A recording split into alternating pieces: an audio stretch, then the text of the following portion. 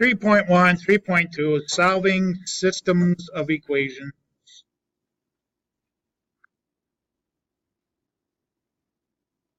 And I know you all did this because it is a whole unit in Algebra 1.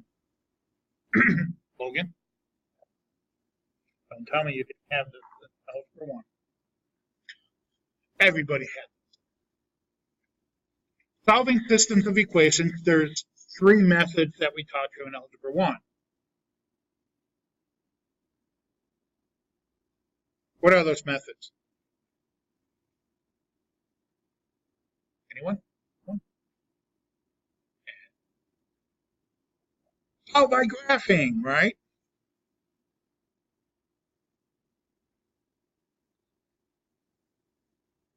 You graph 2 lines together and see where they intersect. Okay, what's the second way? Substitution. And the third one? Elimination, or multiplication, I think some teachers call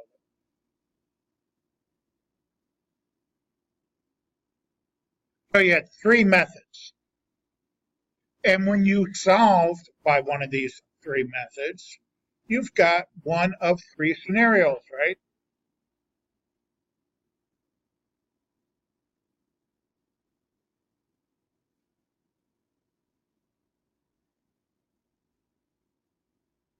One of 3 scenarios.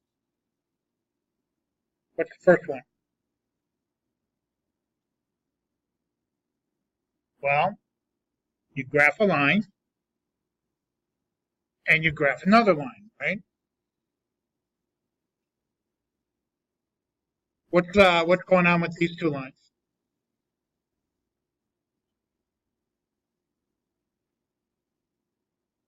They intersect, right?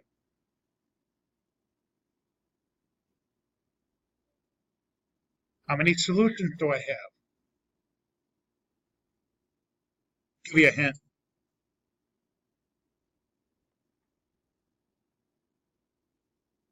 Think way back in geometry. 1. You have, 2 lines intersect at exactly 1 point. There is exactly 1 solution. Is this coming back to you?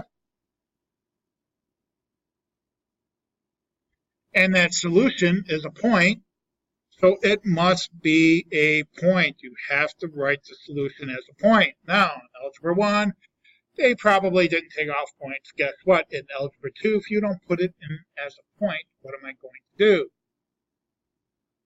Take off 2 points for a conceptual error. So be careful. Don't only solve it, but tell me what point it intersects at.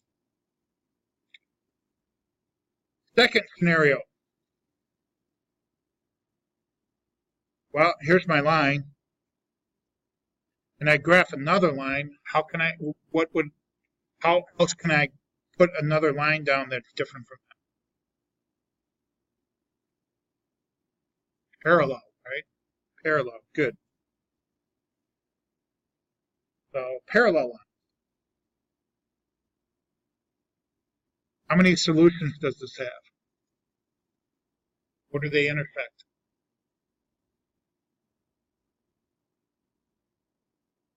They don't. So there's no solution.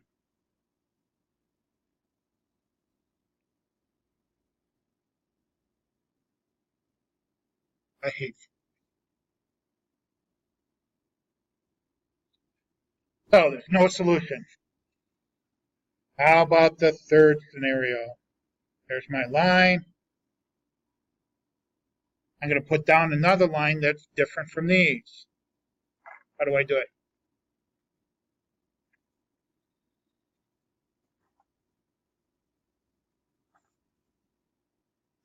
What if I put it right on top?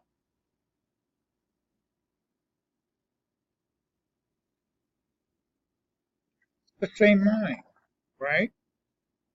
Same line. How many points of intersections does it have? Infinitely many, right?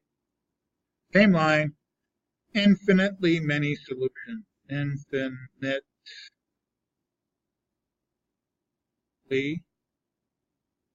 No, there's no E, right? Huh?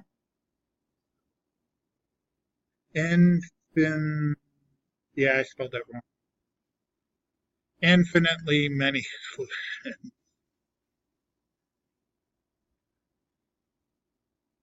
Okay?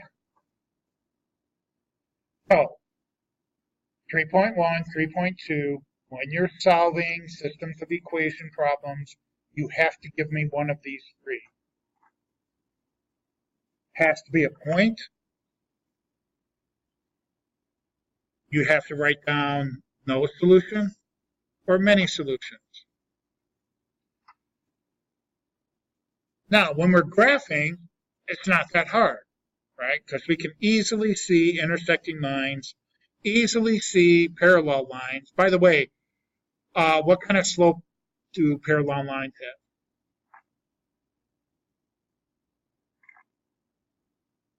Same slope, right? Same slope. Okay. Or I'm going to have many solutions. You have to write down one of these three. If you don't write down one of these three, you're going to have to take 2 points off. Conceptual mistake. Graphing's easy. See it. What if I'm working these out substitution or elimination methods? Algebraic. Well, you're going to get exact numbers for x and y, right? Suppose I get 3 and 2. So it'd be the point 3,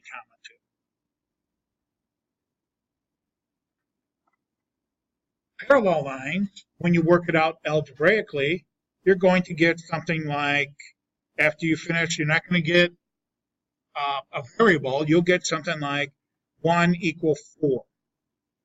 Something that is not true. You know right away that there's no solution when you work it out algebraically. When you're working out the same line algebraically, you'll get something like the number equal itself. That way you know that this is infinitely many solutions.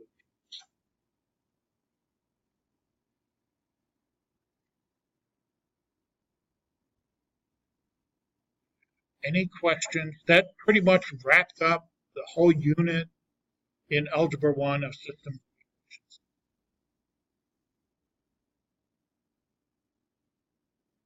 Any questions? You guys are all experts at system equations. Now, today I just want to get through the graphing part. How do I graph a line?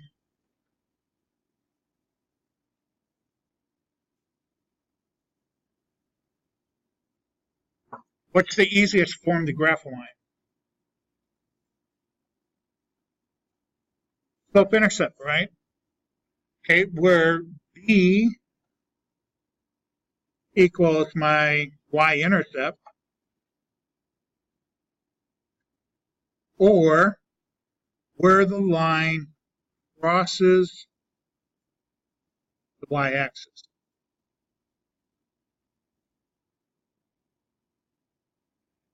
And the M equals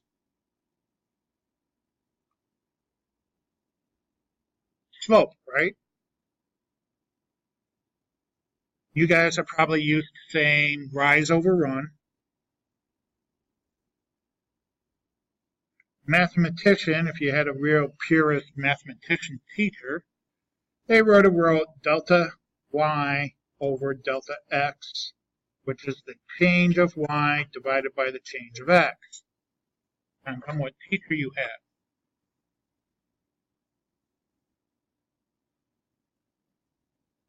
Okay, so number one, we're going to graph this line What's my y-intercept? -1. What's my slope? Coefficient of x, which is 2/3, which actually is the same thing as -2 over -3. Sometimes you'll have to switch to this one depending on if it's on or off the graph. Let's graph that line. It crosses my y-axis at -1. I'm going to go up 2 over 3. If I use this one, I'm going to go down 2 for the -2 and to the left 3 for the -3.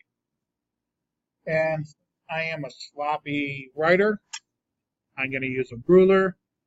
You should use a straight edge because you're going to have to read the point where these things intersect, if they do indeed intersect. Then I'm going to graph this line. My y-intercept, 3. My slope is 2. I have to have it as a fraction for slope, or -2 over -1. So I start at 3, crosses my y-axis at 3, and go up 2 to the right 1, or down 2 to the left. Draw my line.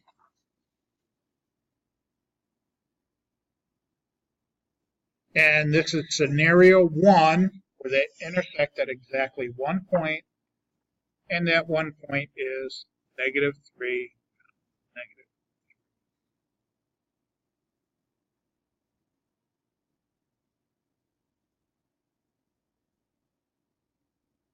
Okay, one thing I want to point out, you guys remember how to do this now? Coming back to you. One thing I want to point out, in this equation, my slope, well, my b is -1. My slope, now there's a 1 there, right? So I have -1 over 1, or I can put that negative sign with the denominator. Okay? My slope is -1 over 1, or I can put that negative sign with the denominator. You're going to have to do that on one of your homework problems. You have 2, I say 2 homework problems, numbered 1 and 2, on the homework sheet. All you have to do. Questions, comments, concerns? A lot of info today, a lot of information today. Did a lot of talking, sorry. Actually, I'm not.